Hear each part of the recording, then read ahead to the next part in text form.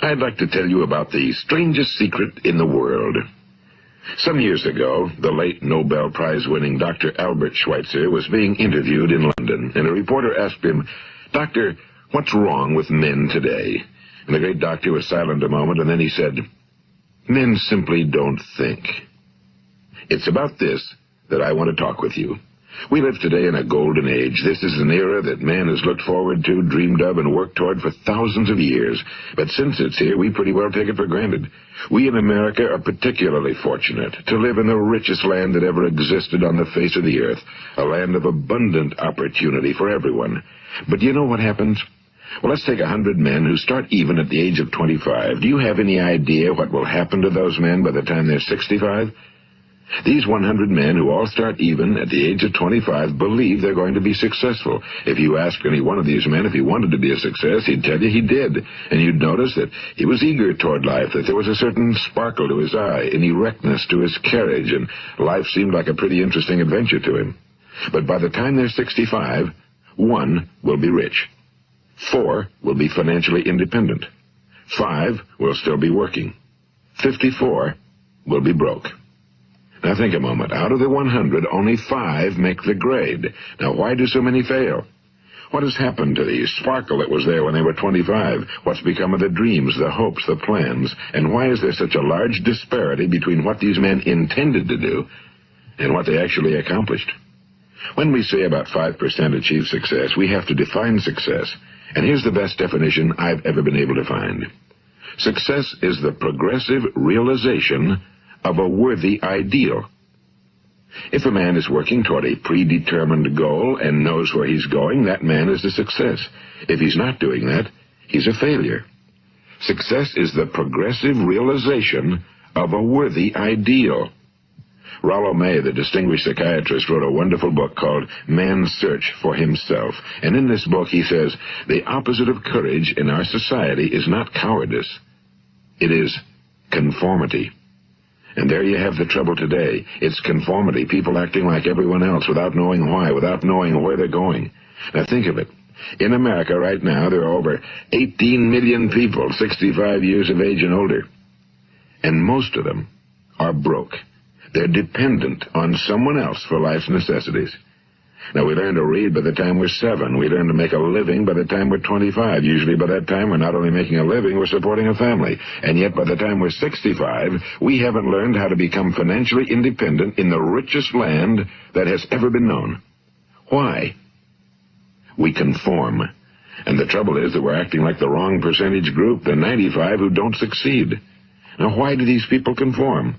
Well, they really don't know. These people believe that their lives are shaped by circumstances, by things that happen to them, by exterior forces. They're outer-directed people. A survey was made one time that covered a lot of men, working men, and these men were asked, why do you work?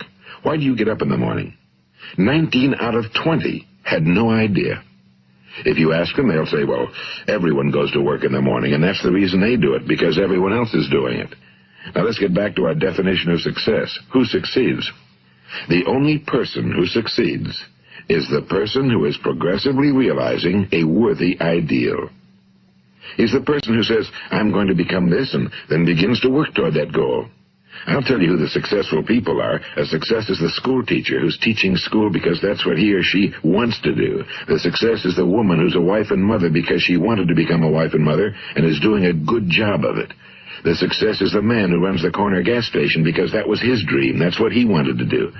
The success is the successful salesman who wants to become a top-notch salesman and grow and build with his organization.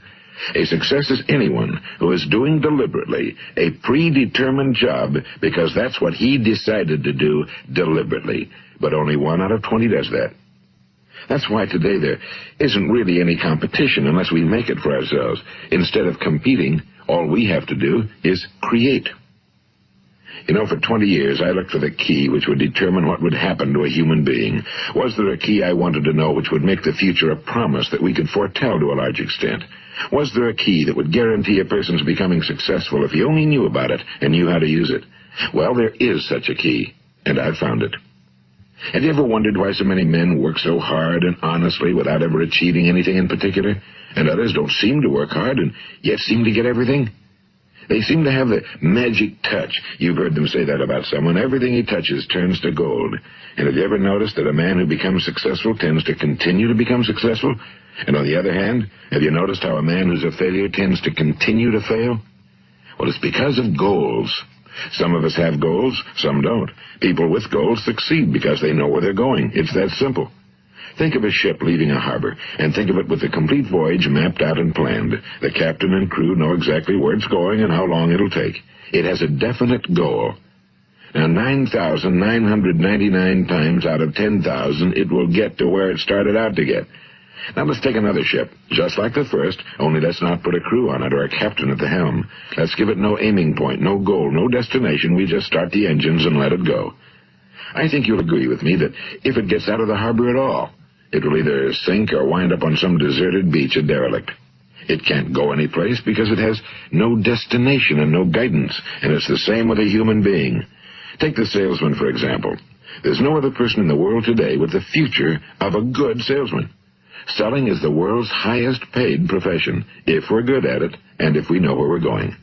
Every company needs top-notch salesmen, and they reward those men. The sky's the limit for them. But how many can you find? Someone once said the human race is fixed, not to prevent the strong from winning, but to prevent the weak from losing. The American economy today can be likened to a convoy in time of war. The entire economy is slowed down to protect its weakest link, just as the convoy had to go at the speed that would permit its slowest vessel to remain in formation. That's why it's so easy to make a living today. It takes no particular brains or talent to make a living and support a family today. So we have a plateau of so-called security, if that's what a person's looking for. But we do have to decide how high above this plateau we want to aim. Now let's get back to the strangest secret in the world, the story that I wanted to tell you today. Why do men with goals succeed in life and men without them fail? Well, let me tell you something which, if you really understand it, will alter your life immediately. If you understand completely what I'm going to tell you from this moment on, your life will never be the same again. You will suddenly find that good luck just seems to be attracted to you. The things you want just seem to fall in line, and from now on you won't have the problems, the worries, the gnawing lump of anxiety that perhaps you've experienced before. Doubt, fear, well, they'll be things of the past. Here's the key to success and the key to failure. We become what we think about. Now let me say that again. We become what we think about. Throughout all history, the great wise men and teachers, philosophers and prophets have disagreed with one another on many different things. It's only on this one point that they are in complete and unanimous agreement. Listen to what Marcus Aurelius, the great Roman emperor, said. A man's life is what his thoughts make of it. Disraeli said this. Everything comes if a man will only wait. I've brought myself by long meditation to the conviction that a human being with a settled purpose must accomplish it, and that nothing can resist a will that will stake even existence for its fulfillment. Ralph Waldo Emerson said this, a man is what he thinks about all day long. William James said, the greatest discovery of my generation is that human beings can alter their lives by altering their attitudes of mind. And he also said, we need only in cold blood act as if the thing in question were real, and it will become infallibly real by growing into such a connection with our life that it will become real. It will become so knit with habit and emotion that our interest in it will be those which characterize belief. And he also said, if you only care enough for a result, you will almost certainly attain it. If you wish to be rich, you will be rich. If you wish to be learned, you will be learned. If you wish to be good, you will be good. Only you must then really wish these things and wish them exclusively, and not wish at the same time 100 other incompatible things just as strongly. In the Bible, you read in Mark 9:23, if thou canst believe, all things are possible to him that believeth. My old friend Dr. Norman Vincent Peale put it this way, this is one of the greatest laws in the universe. Fervently do I wish I had discovered it as a very young man. It dawned upon me much later in life, and I found it to be one of the greatest, if not my greatest discovery outside of my relationship to God. The great law, briefly and simply stated, is that if you think in negative terms, you will get negative results. If you think in positive terms, you will achieve positive results. That is the simple fact, he went on to say, which is at the basis of an astonishing law of prosperity and success. In 3 words, believe and succeed. William Shakespeare put it this way: our doubts are traitors and make us lose the good we oft might win by fearing to attempt. George Bernard Shaw said, people are always blaming their circumstances for what they are. I don't believe in circumstances. The people who get on in this world are the people who get up and look for the circumstances they want, and if they can't find them, make them. Well, it's pretty apparent, isn't it? And every person who discovered this for a while believed that he was the first one to work it out. We become what we think about. Now, it stands to reason that a person who's thinking about a concrete and worthwhile goal is going to reach it, because that's what he's thinking about, and we become what we think about. Conversely, the man who has no goal, who doesn't know where he's going, and whose thoughts must therefore be thoughts of confusion and anxiety and fear and worry, becomes what he thinks about. His life becomes one of frustration and fear and anxiety and worry. And if he thinks about nothing, he becomes nothing. Now, how does it work?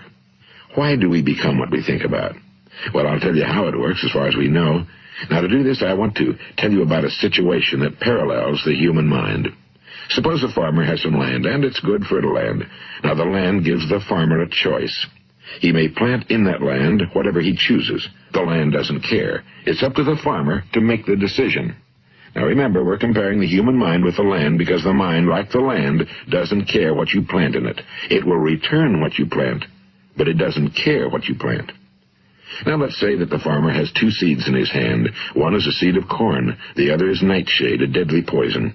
He digs 2 little holes in the earth, and he plants both seeds, one corn, the other nightshade. He covers up the holes, waters, and takes care of the land, and what will happen? Invariably, the land will return what's planted. As it's written in the Bible, as ye sow, so shall ye reap. Now remember, the land doesn't care. It'll return poison in just as wonderful abundance as it will corn. So up come the 2 plants, one corn, one poison. Now, the human mind is far more fertile, far more incredible and mysterious than the land, but it works the same way. It doesn't care what we plant. Success, failure. A concrete, worthwhile goal, or confusion. Misunderstanding, fear, anxiety, and so on. But what we plant, it must return to us. You see, the human mind is the last great unexplored continent on Earth. It contains riches beyond our wildest dreams. It will return anything we want to plant.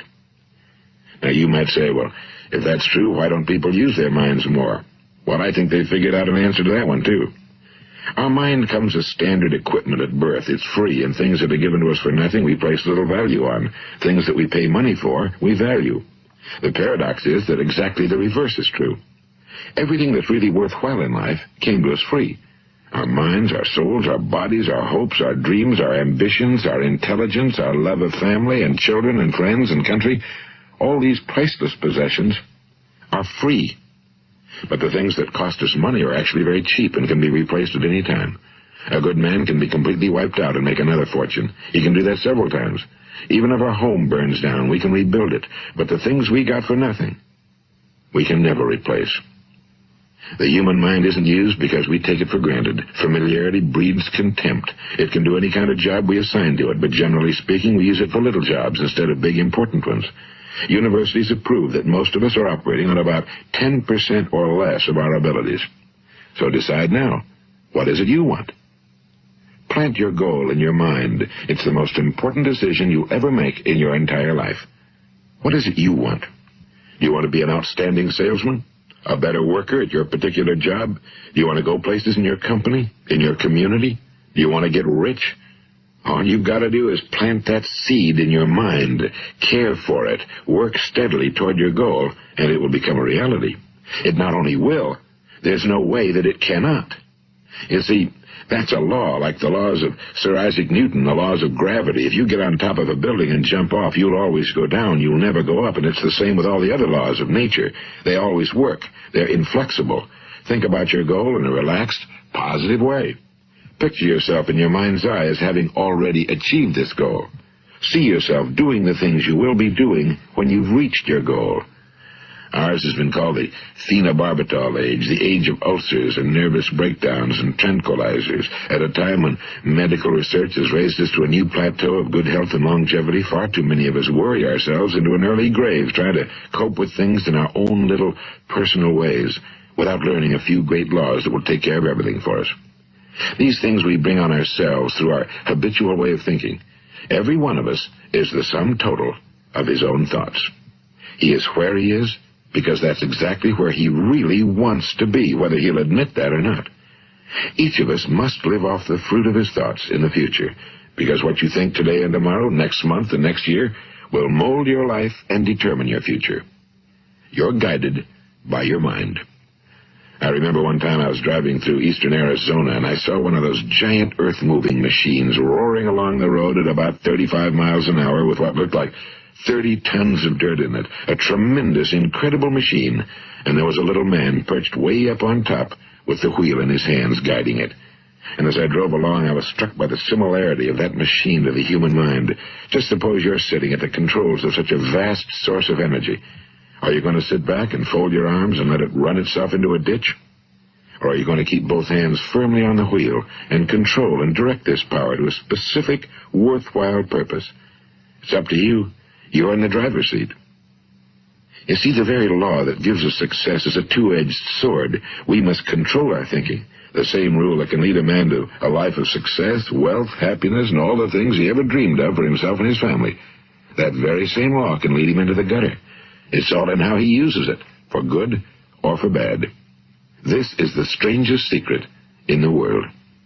Now, why do I say it's strange, and why do I call it a secret? Actually, it isn't a secret at all. It was first promulgated by some of the earliest wise men, and it appears again and again throughout the Bible, but very few people have learned it, understand it. That's why it's strange, and why for some equally strange reason it virtually remains a secret. I believe that you could go out and walk down the main street of your town and ask one man after another what the secret of success is, and you probably wouldn't run into one man in a month who could tell you. Now, this information is enormously valuable to us if we really understand it and apply it. It's valuable to us not only for our own lives, but the lives of those around us, our families, employees, associates, and friends. Life should be an exciting adventure. It should never be a bore.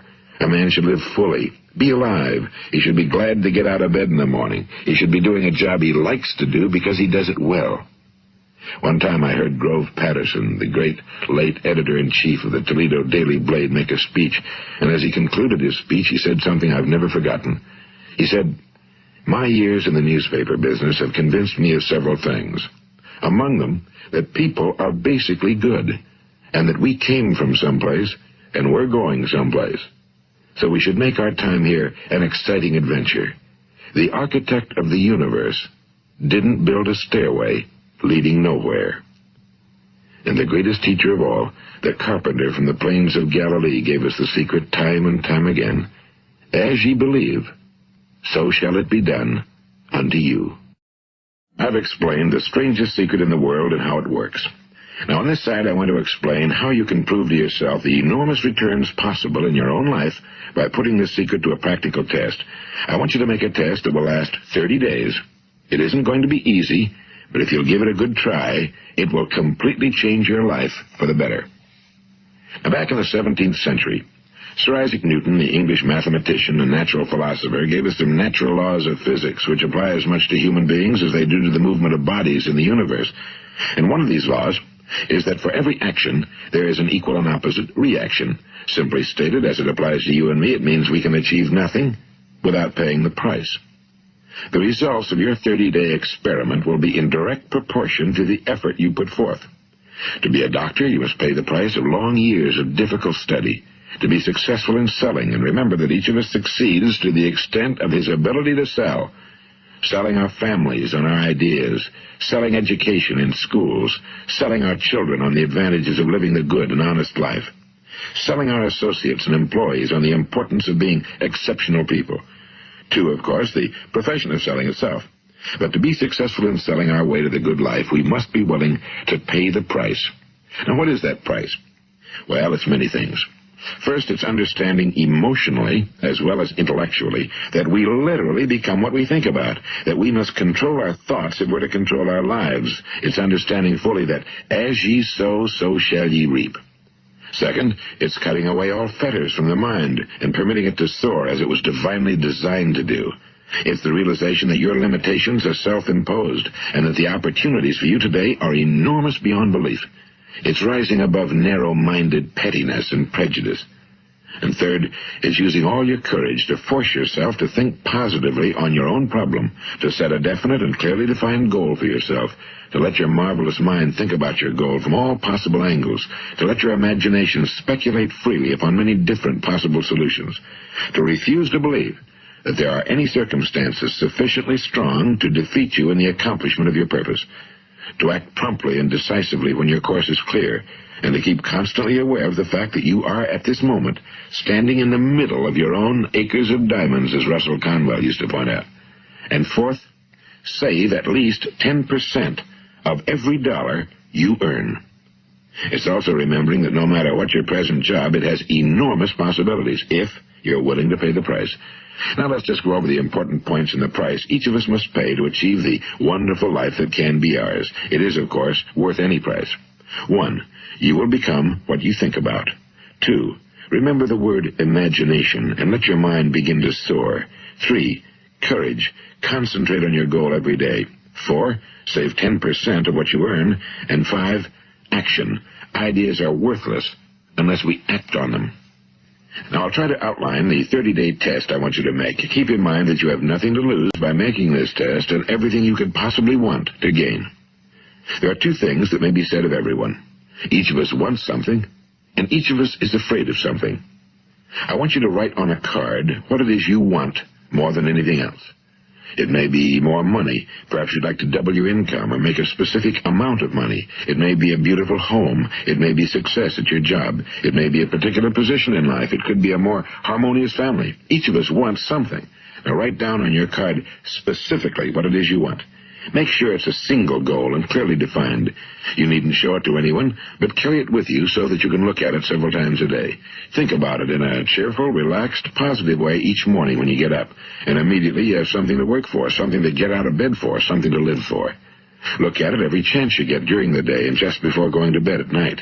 And as you look at it, remember that you must become what you think about, and since you're thinking about your goal, you realize that soon it will be yours. In fact, it's yours really the moment you write it down and begin to think about it. Look at the abundance all around you as you go about your daily business. You have as much right to this abundance as any other living creature. It's yours for the asking. Now we come to the difficult part. Difficult because it means the formation of what is probably a brand new habit, and new habits are not easily formed. Once formed, however, it will follow you for the rest of your life. Stop thinking about what it is you fear. Each time a fearful or negative thought comes into your consciousness, replace it with a mental picture of your positive and worthwhile goal. And there'll come times when you'll feel like giving up. It's easier for a human being to think negatively than positively. That's why only 5% are successful. You must begin now to place yourself in that group. For 30 days, you must take control of your mind. It will think about only what you permit it to think about. Each day for this 30-day test, do more than you have to do. In addition to maintaining a cheerful, positive outlook, give of yourself more than you've ever done before. Do this knowing that your returns in life must be in direct proportion to what you give. The moment you decide on a goal to work toward, you're immediately a successful person. You are then in that rare and successful category of people who know where they're going. Out of every 100 people, you belong to the top 5. Don't concern yourself too much with how you're going to achieve your goal. Leave that completely to a power greater than yourself. All you have to do is know where you're going. The answers will come to you of their own accord and at the right time. Remember these words from the Sermon on the Mount, and remember them well. Keep them constantly before you this month of your test. Ask, and it shall be given you. Seek, and ye shall find. Knock, and it shall be opened unto you. For every one that asketh receiveth, and he that seeketh findeth, and to him that knocketh it shall be opened. It's as marvelous and as simple as that. In fact, it's so simple that in our seemingly complicated world, it's difficult for an adult to understand that all he needs is a purpose and faith. For 30 days, Do your very best. If you're a salesman, go at it as you've never done before, not in a hectic fashion, but with the calm, cheerful assurance that time well spent will give you the abundance in return you deserve and want. If you're a homemaker, devote your 30-day test to completely giving of yourself without thinking about receiving anything in return, and you'll be amazed at the difference it makes in your life. No matter what your job, do it as you've never done it before for 30 days. And if you've kept your goal before you every day, you'll wonder and marvel at this new life you've found. Dorothea Brand, the outstanding editor and writer, discovered it for herself and tells about it in her fine book, Wake Up and Live. Her entire philosophy is reduced to the words, act as though it were impossible to fail. She made her own test with sincerity and faith, and her entire life was changed to one of overwhelming success. Now, you make your test for 30 full days. Don't start your test until you've made up your mind to stick with it. You see, by being persistent, you're demonstrating faith. Persistence is simply another word for faith. If you didn't have faith, you'd never persist. If you should fail during your first 30 days, by that I mean suddenly find yourself overwhelmed by negative thoughts, you've got to start over again from that point and go 30 more days. Gradually, your new habit will form until you find yourself one of that wonderful minority to whom virtually nothing is impossible. And don't forget the card. It's vitally important as you begin this new way of living. On one side of the card, write your goal, whatever it may be. On the other side, write the words we've quoted from the Sermon on the Mount. Ask, and it shall be given you. Seek, and ye shall find. Knock, and it shall be opened unto you. Nothing great was ever accomplished without inspiration. See that during these crucial first 30 days, your own inspiration is kept at a peak. And above all, don't worry. Worry brings fear, and fear is crippling. The only thing that can cause you to worry during your test is trying to do it all yourself. Know that all you have to do is hold your goal before you. Everything else will take care of itself. Remember also to keep calm and cheerful. Don't let petty things annoy you and get you off course. Now, since making this test is difficult, some will say, why should I bother? Well, look at the alternative. No one wants to be a failure. No one really wants to be a mediocre individual. No one wants a life constantly filled with worry and fear and frustration. Therefore, remember that you must reap that which you sow. If you sow negative thoughts, your life will be filled with negative things. If you sow positive thoughts, your life will be cheerful, successful, and positive. Now, gradually, you will have a tendency to forget what you've heard on this recording. Play it often. Keep reminding yourself of what you must do to form this new habit. Gather your whole family around at regular intervals and listen to what's been said here. You know, most men will tell you that they want to make money without understanding the law. The only people who make money work in a mint. The rest of us must earn money. This is what causes those who keep looking for something for nothing or a free ride to fail in life. The only way to earn money is by providing people with services or products which are needed and useful. We exchange our time and our product or service for the other man's money. Therefore, the law is that our financial return will be in direct proportion to our service. Now, success is not the result of making money. Making money is the result of success, and success is in direct proportion to our service. Most people have this law backwards. They believe that you're successful if you earn a lot of money. The truth is that you can only earn money after you're successful. It's like the story of the man who sat in front of the stove and said to it, give me heat, and then I'll add the wood. How many men and women do you know, or do you suppose there are today, who take the same attitude toward life? There are millions. We've got to put the fuel in before we can expect heat. Likewise, we've got to be of service first before we can expect money. Don't concern yourself with the money. Be of service, build, work, dream, create. Do this, and you'll find there's no limit to the prosperity and abundance that will come to you. Prosperity, you know, is founded upon a law of mutual exchange. Any person who contributes to prosperity must prosper in turn himself. Sometimes the return will not come from those you serve, but it must come to you from someplace, because that's the law. For every action, there is an equal and opposite reaction. As you go daily through your 30-day test period, remember that your success will always be measured by the quality and quantity of service you render, and money is a yardstick for measuring this service. No man can get rich himself unless he enriches others. Now, there are no exceptions to a law. You can drive down any street in America and from your car estimate the service that's being rendered by the people living on that street. Had you ever thought of this yardstick before? It's interesting. Some, like ministers and priests and other devoted people, measure their returns in the realm of the spiritual, but again, their returns are equal to their service.